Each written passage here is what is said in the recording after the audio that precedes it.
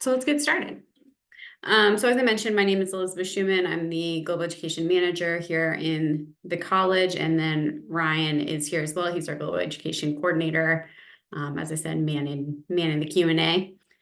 So we're going to talk a little bit about our new direct enroll program with the University College Dublin. So here's a look at what we're going to cover today. We'll talk a little bit about what exactly is a direct enroll program, a little bit about UCD, as well as their School of Agriculture and Food Science, how the course works, so how you get credit for the classes you would take on the program, costs, scholarships, what it might look like to live at UCD, and then how to apply and next steps. So a direct enroll program is where you are essentially enrolling at that local institution for the semester or the year that you're abroad. So you are going to be enrolling as a guest student at the University College Dublin. So all of your classes are going to be taken at that institution. They're going to be taught, by local faculty in the host language, which yay for this program, that happens to be English. Your classmates are going to be other local students as well as potentially other international students. So students that are there like yourselves as study abroad or guest students for the term, or students that, much like an international student here in the US, that are there taking their full course load and their full degree program at UCD. You would complete a credit evaluation process. So you do get direct Ohio State credits or equivalencies for all of the classes you take at UCD. And they come back to Ohio State and are placed on your OSU transcript alongside the corresponding US credit value and grade. And so there's a process for having those classes evaluated, and we'll talk through that in a little bit. Students on the program, you live in university housing. That is strongly encouraged. UCD holds spots in their student residence halls for study abroad students. And so that is what we encourage students to do, although you could also look into independent housing in a local apartment. And we can talk more through that if that's something you're interested in. There's opportunities to get involved in campus. UCD has a study abroad office, much like we have here, that organizes activities, but they also have student orgs and clubs. And your free time is your free time. So, imagine what your semester looks like here. Taking classes, at least that portion of it. Maybe if you work or have other activities you're involved in, you might not have those, but what you do here, where you get up and you go to class and you study, and then you have whatever free time you have, that's your free time. So if you want to travel or explore Ireland, get involved with local groups, you can certainly do that. And then in regards to support, in addition to us here at Ohio State, we're here to support you throughout the course of the program. So from selection through application, preparing to go abroad, being abroad, and coming back. But there is also support through that study abroad office at UCD, and there is a specific contact at UCD in their School of Agriculture that manages their study abroad programming. So you do have some support in country, but it is relatively independent. They're there as a person to go to if you have questions as you're working through things, but it's not necessarily, they're not necessarily going to be checking in with you daily. It would be more up to you to reach out to them if you have a question or need support. So what do we know about the University College Dublin? It is Ireland's largest, and they claim most globally engaged university. So it's a leading research-intensive European institution. Their main campus in Dublin has a relatively large, occupies a relatively large space with world-class facilities. Their School of Agriculture and Food Science, kind of their tagline, much like how we have, we sustain life. They talk about how they are the institution that monitors the entire food chain, right? So the education, research, all related to the food chain, from the animals on the farm to getting it into human bodies and understanding human nutrition. They have a variety of undergraduate programs. The ones that I've listed here are the ones that I think kind of align with some of our majors here at Ohio State. So agricultural science and technology, ag environmental science, animal and crop production, animal science, crop science, food and agribusiness management, forestry, horticulture, food science, sustainable food systems. So hopefully a lot of overlap for several of our majors here in the college. In terms of kind of the program requirements, so while you're abroad, you'd be required to enroll in 5 to 6 classes from the courses offered at UCD. At least 3 of your classes must come from within the School of Agriculture's course listing. They do use slightly different terminology. So we use the term course here for like a class. They use course more so for a major. And so the term they use more often for a class is a module. So I've linked here to the module search, and I will send the slides to everybody that popped in today, later this week, so you can follow those links. And you can go here and you can start searching to see like what are the classes that they offer. Do they have things that might be of interest to you, both within the School of Agriculture and maybe outside? You want to focus on classes that are at the 0 to 300 or 3000 level. Now that I'm thinking about it, I can't remember how many digits are in their course numbers. It's 3-year degree programs in Ireland. So once you hit that 400 or 4000 level, that's really going into graduate level work. So you want to stick to the 0 to 300 levels. And then, of course, be sure that you're looking at what term it's offered and correlating that to the term that you plan to be abroad, because much like here, not every course is offered every single semester. And then just keep in mind when you're looking at their credit value, they're using the European credit system. And so generally about a US credit is about half of that, right? So most of their classes are worth 5 credits. That would be about 2.5 US credits. And then, as I said, you get an OSU course equivalency for all the classes that you complete while you're abroad. And then that comes back to Ohio State along with the corresponding grade and credit values. So what that process looks like is you would go and identify what classes that you think that you want to take. And the UCD website is pretty good about having relatively robust course descriptions and maybe not a full syllabi, but a pretty good syllabus for their classes. So you would want to pull that link or download that form. And then you can reach out to me if it's any CFAES class. So anything that you would want to have evaluated by a unit here in the college, I can help shuffle those around and get those evaluated for you. If it's something outside of the college, if you want to take a history class or a literature class, then you need to reach out to the transfer or credit coordinator for that unit. You send them the syllabus as well as there's this credit evaluation form. They will work within their unit to have that evaluated, and then they'll get back in touch with you related to what class or what credit they can offer you for that course. Once you then return from abroad, we will get a copy of your transcript. UCD will send us a copy of your transcript. And once we get that, then we will post those OSU course equivalencies to your transcript along with the grades and the credit. So a couple things to keep in mind: you enroll in a placeholder course when you're actually abroad. And so that placeholder course remains on your transcript until you come back and we swap it out with the courses that you take abroad or that you completed abroad, and your grades do come back. I kind of was saying it multiple times, but I want to be very, very clear. Whatever grade you get in Ireland is going to come back and be posted to your OSU transcript. I think that's all about that. A couple additional notes. There is a pre-approved list. Because this is a new program, we don't really have a list of classes that students have previously taken because nobody has been.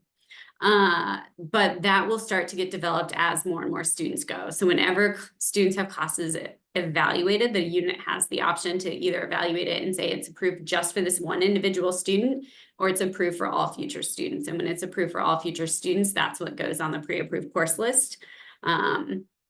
If once that gets developed and you find classes on there, you do not need to submit a credit evaluation if the course is listed there. If the course is there with an OSU approval and you're happy that class works for you, that is automatically the class that you would get. You are encouraged to complete this process before you leave. You can even start working on it before you apply. So if you're thinking about maybe doing this program in spring of 2025, you could start doing credit evaluations now. And then that way, when it comes time to apply and submit your application, you would feel comfortable, hopefully, and confident that there are classes that you can get, that you can take abroad that meet degree requirements here, meet credits you're trying to fulfill. You can continue to send classes back for evaluation throughout your program. So if you get on site and there's a new class that they're offering, you're like, that sounds really cool, I really want to take that. Just because you didn't have evaluated before you leave doesn't mean you can't take it. We would just recommend that at that point you reach out and say, hey, I found this new class I really want to take. Here's the syllabus. Let's get it evaluated. UCD does have a pretty good online registration system, so you will be able to do a good bit of your registration online before you arrive, but you'll really finalize it when you get there. So you do want to be a little bit flexible and be prepared to be flexible if there's issues with like conflicting course times that makes you have to change your schedule. But because of that, we would recommend that you get, if you're going to take 5 classes, probably get 8 to 10 evaluated. Have some backup classes that you have equivalencies so that you can swap those out if you need to. And then kind of the last note about the credit evaluation. So it can take about 2 to 4 months once you complete your program for us to actually get the transcript from UCD and update your credit evaluations and your transcript. But you have 1 semester from when you return to get that all completed and finalized. If after a semester passes, you haven't done that, you do get an E for the placeholder course until you finish up that process. So just keep that in mind. But we will send you lots of emails and reminders about that. So hopefully you won't get to that point. Okay, whoops. In terms of cost, jumped ahead. So a few notes, there is a cost sheet on the program brochure under the finances tab. I made one for this past spring to kind of start to give you a sense of what the program looks like cost-wise, and I'll update that for fall 2024 and then spring 2025 as those costs become available. But a couple things to note. So there is no OSU tuition that needs to be paid for this program. You're going to pay UCD tuition and fees in place of your normal OSU tuition. There's a tuition waiver in place until June 30th of 3025. That should definitely say 2025. It gets renewed about every 3 years. So what you get billed from the university for the term that you are abroad is there's a international supplemental health insurance that you're required to have that just helps provide health coverage in case you need to go to the doctor while you're abroad. It also provides evacuation insurance. That cost is like $1.67 a day. And then there's a $50 administrative fee. So those 2 fees get put on the bursar bill for the term that you'd be abroad. There's also a $150 application fee that you have to pay when you submit your application with a credit or debit card. So those are really the only things you pay to the university for your program abroad. Everything else you end up paying directly to the vendor. So your airfare, local transportation, housing, meals, book supplies, any immigration costs, your UCD fees, personal expenses.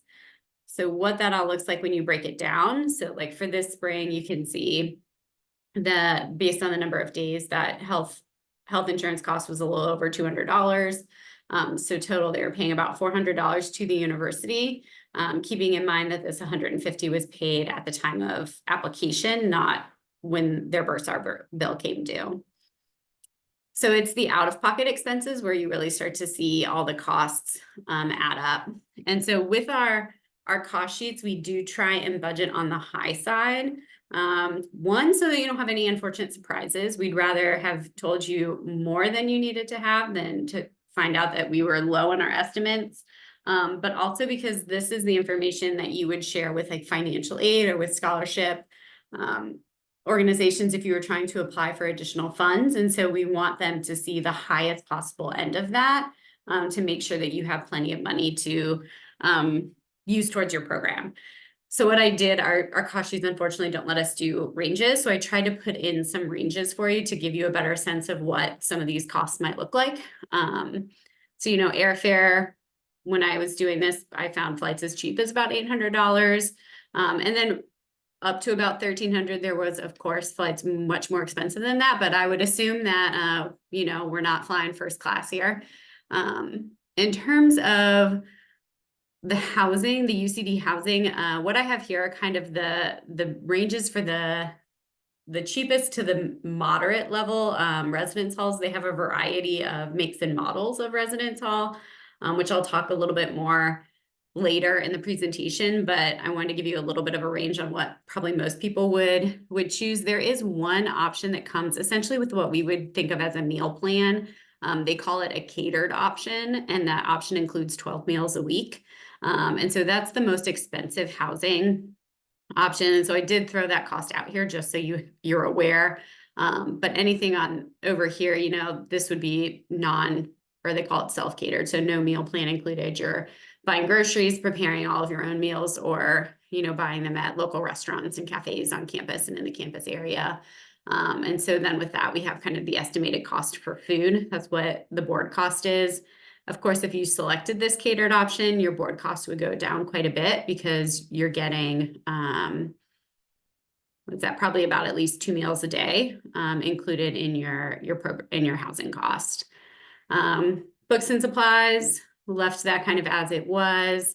With the immunizations and travel consultation, you know, these are things where if you're up to date on your routine vaccines, or if you need to get like a tetanus booster or something like that, if you have a primary care physician that you go to regularly, your healthcare insurance will probably cover that. You don't need anything unusual or uncommon to go to Ireland. It's pretty much just being up to date on your routine vaccines. And so those vaccines tend to be things that are covered by most health insurance plans. So you could easily end up spending nothing on these, or, you know, if you have to, there's some potential cost on the high side for that as well. This global miscellaneous personal expense, I believe, is meant to be like the cost of a cell phone while abroad, which I think needs adjusted a little bit. So that might be a little bit low actually, but I will fix that. Other personal expenses, so this would be things like, you know, going out, doing laundry, like buying more shampoo because you're likely not going to bring enough shampoo with you to last the entire duration of the program.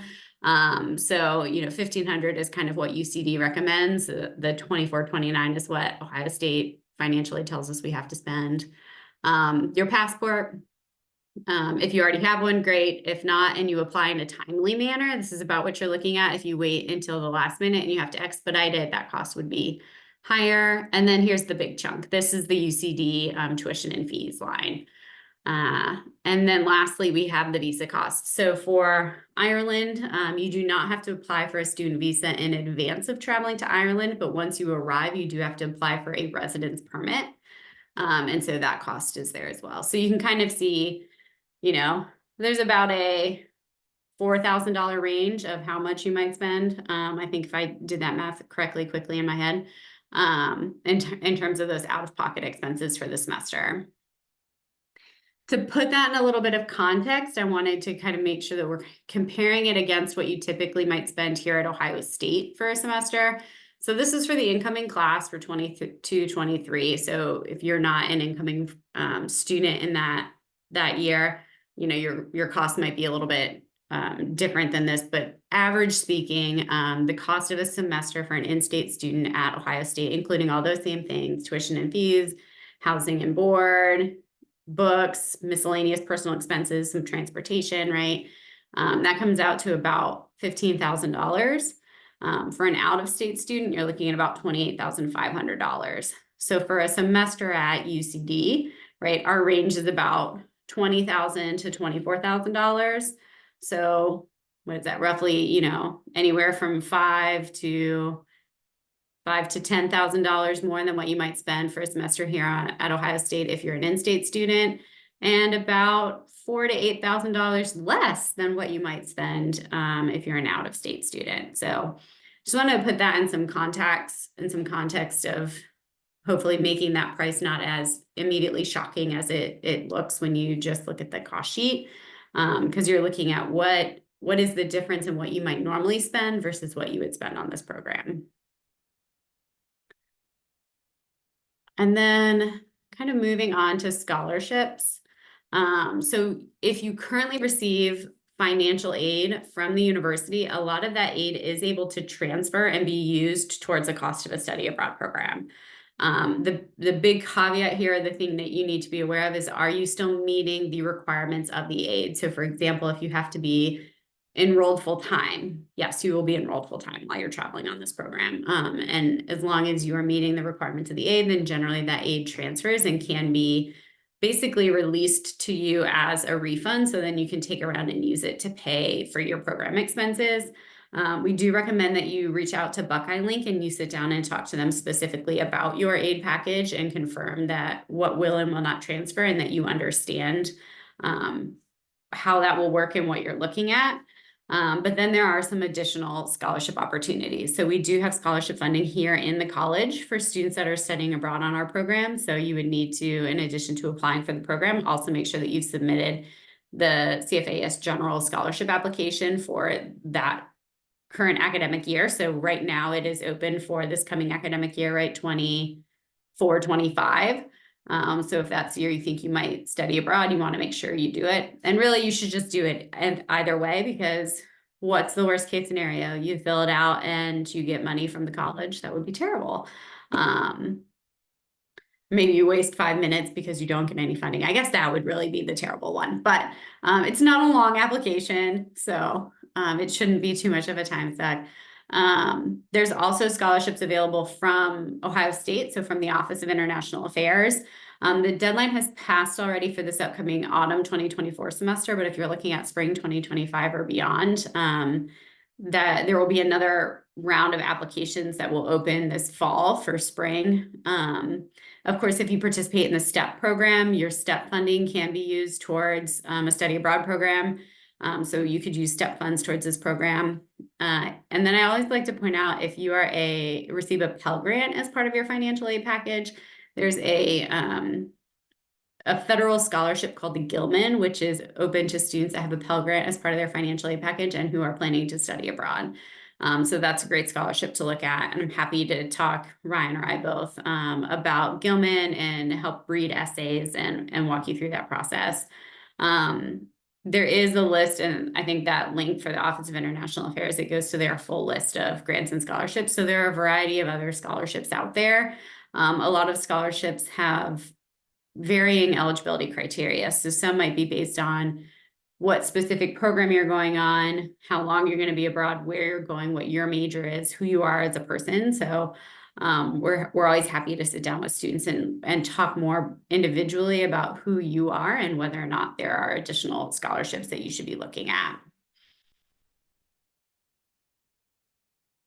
So living at UCD, so the housing, so as I said, we strongly encourage students to live in the UCD student residence halls. A lot of this comes down to a health and safety type of rationale, because these are the ones that essentially have been vetted, and we know what you're getting into, and there are ways that we can help, right? Because these are the UCD accommodations. If you choose to not live in UCD accommodations and get your own housing, you're doing that fully independently. We can, if you have a dispute with your landlord or your roommates, you need to handle that entirely on your own. But they have a variety of options. So kind of like here at Ohio State, there's, a variety of layouts of what that room looks like, what the configuration is, if there's a shared bathroom or a shared kitchen or ensuite. UCD is kind of similar in that regard. So they have modern, like apartment-like options. They have kind of more shared options where you have like your little bedroom suite, if you will, and then you share a kitchen with a large number of people in the floor.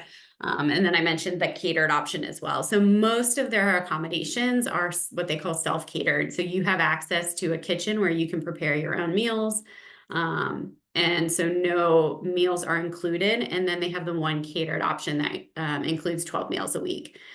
They don't have the ability to just buy a meal plan like we do here in the US. So you either choose the catered option or you're doing the self-catered option. But there are dining facilities on campus and near campus that you can go to and just pay for a meal and or buy groceries and cook your own food. They do have a more of a, I'm not going to say full blown, like you should not expect a UF campus, but they do have a student center. They do have sports and fitness complexes on campus. And they also have a variety of clubs and societies. So, intramural sports. That's not what they call them, but they would have those if you wanted to, you know, go and join a football. And I say that in the British sense of football team. British, I guess I should say Irish because we are talking about Ireland, but you know what I mean. Ted Lasso football, not Ohio State football. And you know, or student orgs, like whatever the case may be, like there are ways for you to get involved on campus and to kind of build that support system like you do here. And then as I mentioned in regards to support, they have the program coordinator in the School of Agriculture. So he'll be your main point of contact at UCD. And then they have the larger UCD global office that you know, we'll do an orientation when you arrive that does activities and things throughout the year to kind of get you acclimated and provide opportunities to engage. Kind of like our global engagement office does here at in the Office of International Affairs, if you're aware of them. And then they still have academic and campus support. So they've got, you know, a student health facility on campus. They've got tutors. So a lot of the libraries, the support that you're used to here at Ohio State, they have things that mimic that there on campus that you'd have access to while you're there. Okay, so eligibility. So you do need to be an enrolled degree-seeking student at Ohio State majoring in the College of Food, Agricultural, and Environmental Sciences to be eligible for this program. You have to have at least sophomore standing, and we count that based on terms completed on campus, not credit hours, and at least a 3.0 cumulative GPA. Then in addition to that, you basically have to meet the general eligibility and conditions for participation at Ohio State, which is mostly a long way of saying you need to be in good standing with the university. You cannot study abroad if you're on disciplinary probation. And then the application deadline for autumn is March 1st, 2024. You do have to submit both an application to Ohio State and UCD by the Ohio State deadline. This program will run every semester, so it will be a continual offering that always has an autumn and a spring term option. So spring applications will probably open this summer, and they'll be due October 1st, I believe. So March 1 and October 1 are kind of the typical deadlines you're going to be looking at. They might shift a little bit. If like March 1st is a Saturday, we'll probably move it to the nearest weekday. I say that, but March 1st is a Friday. Elizabeth, not to hop in here, but we do have two questions in the chat that kind of relate to this part. Yeah. So just to underline this, the first question is, how long is this program offered? And you just kind of answered that. Yeah. This program is offered every spring and fall semester.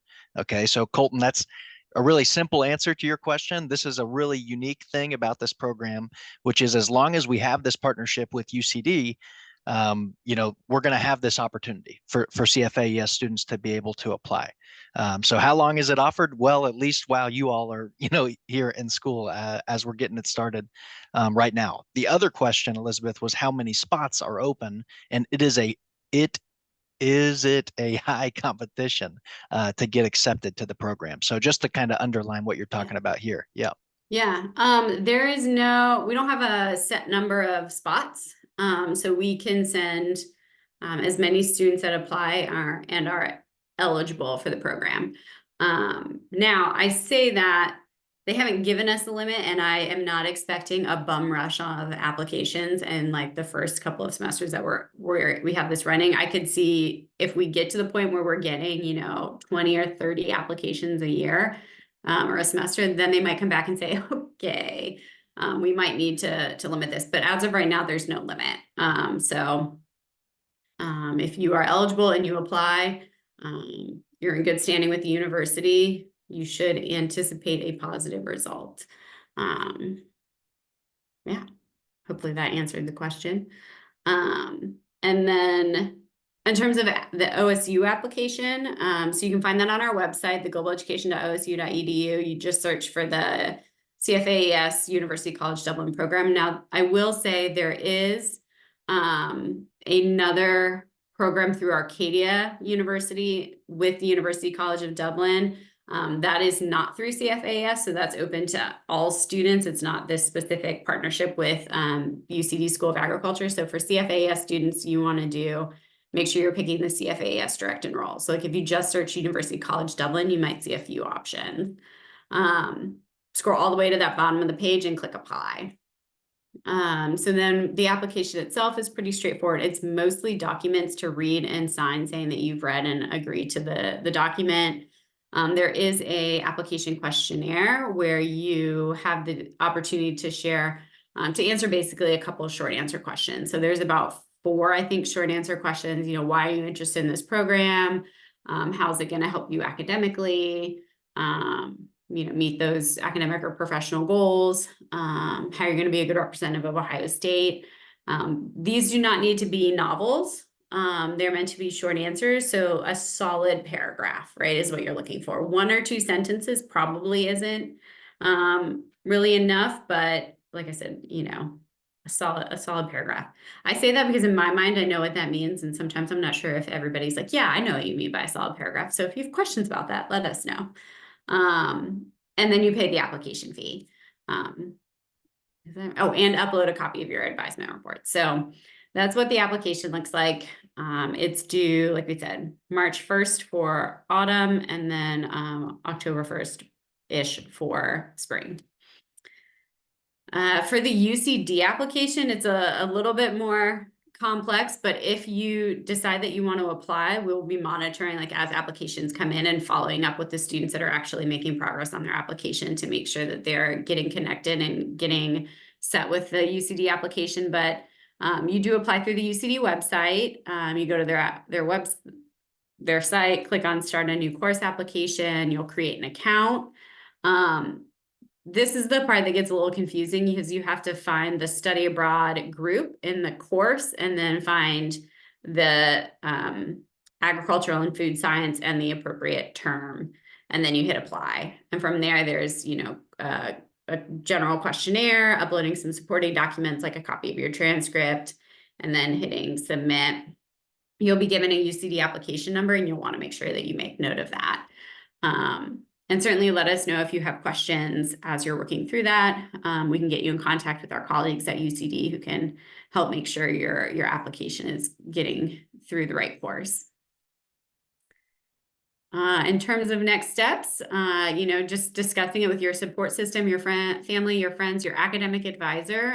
You know, they're a great person that you will want to have a conversation with if you're thinking about doing a study abroad program, particularly a semester-long program, to really map out and think about, you know, what is the best term for you to be abroad within your kind of 4-year plan here at Ohio State? And are there any classes that you should take before you go that you'll want to make sure that maybe you hold off on because you should take those classes abroad? Like they can help you understand, you know, if there are specific classes that here at Ohio State are only offered in a certain term or have to be taken in a certain order, or they know that the unit is going to want you to take those here on campus versus what are the types of classes that the unit's more likely to let you take abroad and count into your degree. Make sure you apply to the program if you want to do it. Like I said, autumn application deadline is March 1st, or it'll be October for spring. The same with scholarships. So make sure you know what scholarships are out there, which ones you're eligible for, and what their timeline is. Because for most scholarships, you're going to be applying around the same time that you are applying to the program. And so if you wait until you've applied to the program to start looking at scholarships, you will probably have missed some deadlines. So, you know, kind of looking at those simultaneously for really any study abroad program you might be considering. You know, you want to be looking at what's the program, how do I apply, as well as what scholarships am I eligible for kind of at the same time. Make sure you apply for your passport. It has to be valid at least 6 months past the end date of your program. So if your program ends, you know, in May of 2025, it needs to be valid for 6 months past that. Processing time is always varying and changing, but you'll want to make sure that you have it in advance of travel so that you can, you know, get your flight, get set up with everything because UCD will need your passport number. It is good for 10 years as long as you're at least 16 by the time that you apply. And I would imagine that we're all 16 at this point, unless we've got a brainiac in our midst. So no reason not to apply for the passport, I guess is my point. And then ask us questions. So I have our emails. I don't know, Ryan, why I don't have your schedule an appointment with you link, but I'll add that before I send out the slides to everyone. Yeah, and that's pretty much it. Great. And just one thing to add there on the passports, we're happy to help you, knock out that passport application and tell you the next steps to, get that submitted here in the Columbus campus area. So if that's something you want to do, please do reach out to us.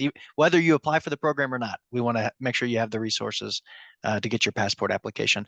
Elizabeth, we did just have one last outstanding question in the chat. It was from Jenna.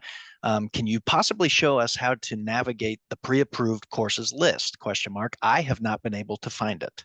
Yeah, I can show you how to navigate it. It's not, I'll show you how to navigate it, and I'll show you one that actually has courses on it, Yeah. because since we don't have any courses approved, it's a little bit of a, oh wait, let me see. I have to go back to share my screen.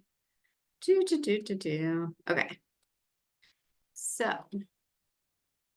right. So if you search for the program, right? Here we come. So if you go to the academics tab here and you scroll down, I did include, like, here's the link to the UCD module search, the description of how to do the credit evaluation process. It's this button here, view pre-approved courses.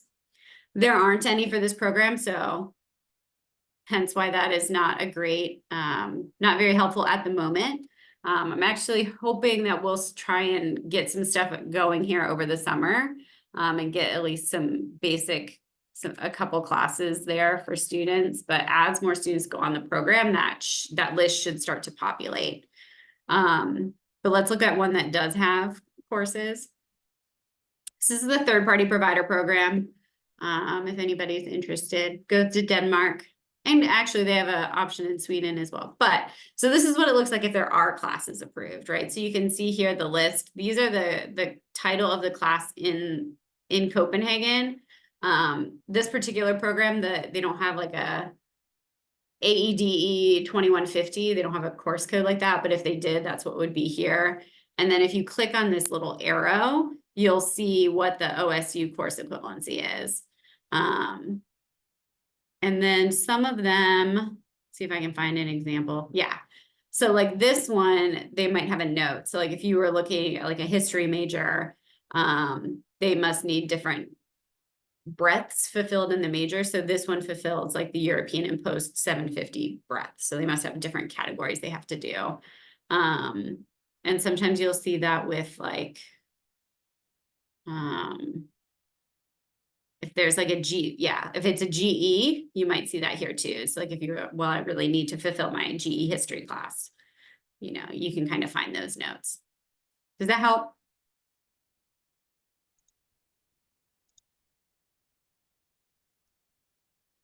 Yes. Cool. Jenna said, thank you so much. Yeah. Yeah, of course. Any other questions, folks? We got plenty of time if you got anything else you'd like to ask. I talk fast, so.